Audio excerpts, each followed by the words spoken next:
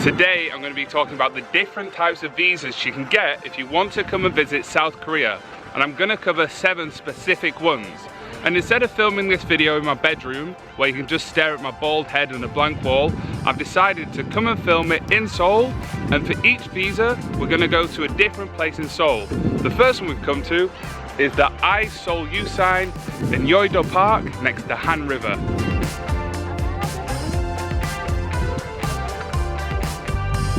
The first one I want to talk about is the tourist visa, and this is eligible to people from most countries and it's valid for up to 90 days. But remember, when you fly here, you must have a ticket leaving the country.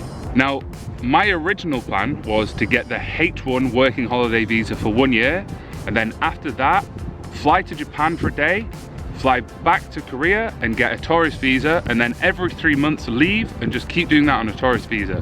That's the same thing I did when I lived in Vietnam. I used to leave Vietnam, cross the border into Cambodia, cross back over the line and drive back home on my motorbike. So that was my plan here, was to leave and get a tourist visa. And I know many people that did that. You could just leave for a day, leave for an hour and come straight back in on a tourist visa. But at the moment, you can't do that, obviously because of Corona. And it's also worth mentioning, if you're coming now on a 90-day visa, the tourist visa, it is possible. However, you're going to have to pay to self-quarantine for 2 weeks before you're allowed into the country. And that's going to cost you around £1,200. So at the moment, maybe the tourist visa isn't the best option unless you're rich. So if you do come here on a tourist visa, you're definitely going to want to come to this park to take a photo next to the I Seoul U sign. Now this isn't the only one in Seoul, there's another 17, there's 18 in total. And the next one we're going to film at is in Seoul city centre, and we're going to talk about the Korean Heritage Visa. Let's go. This is the I Seoul U sign in the very centre of Seoul. It's right in front of the Plaza Hotel.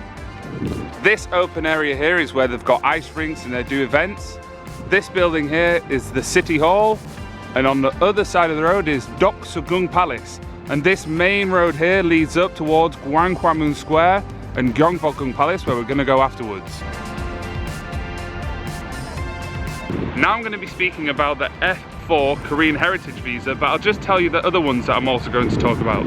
The H1 Working Holiday Visa, the E6 Entertainment Visa, G1 Refugee Visa, D2 Student Visa, and the E2 English Teacher Visa.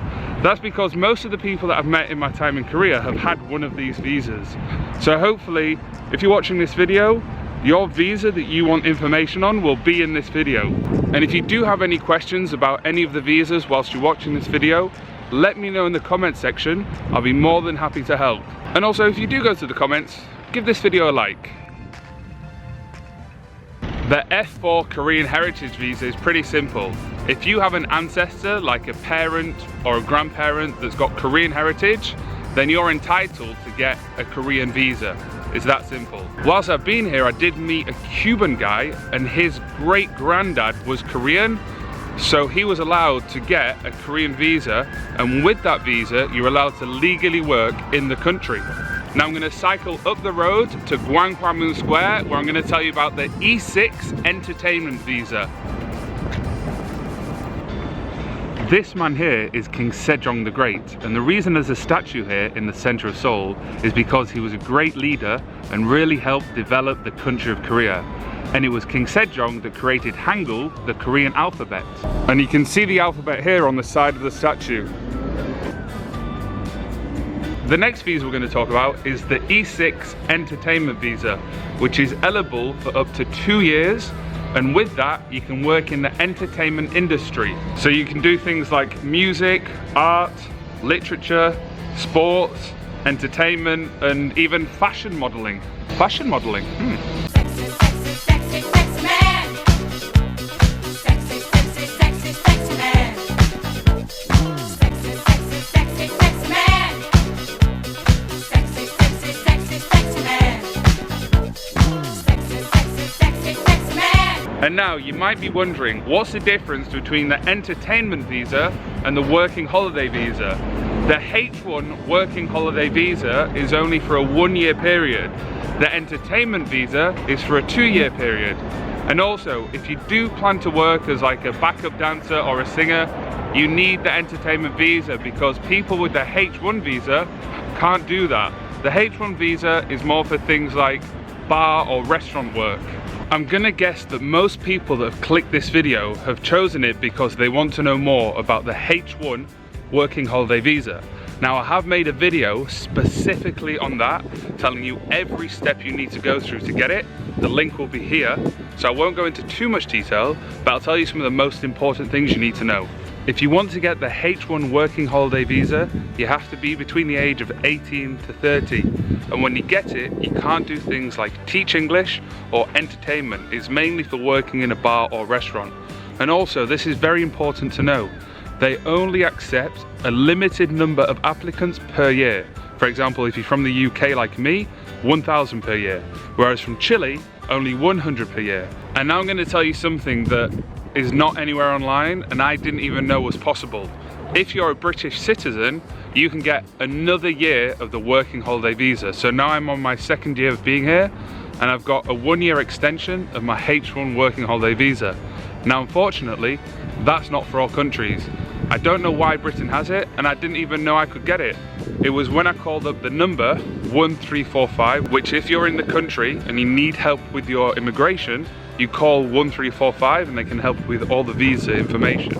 So I called this number, I asked what I could do, and they said, oh, you're British? Well, you can just have another year. And there we go, I've got another year. But when this H1 visa ends, I don't know what I'm gonna do. Maybe I'll just have to get an entertainment visa and become a backup dancer for Blackpink. Oh yeah.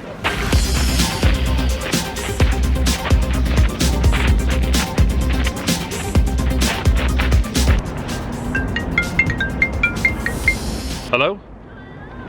Yeah, it is. Who's this? Ah, the management from BTS. Yeah, piss off. This is Gyeongbokgung Palace, and it's one of the 5 grand palaces in Seoul, and it's where the king lived when the old capital was called Hanyang.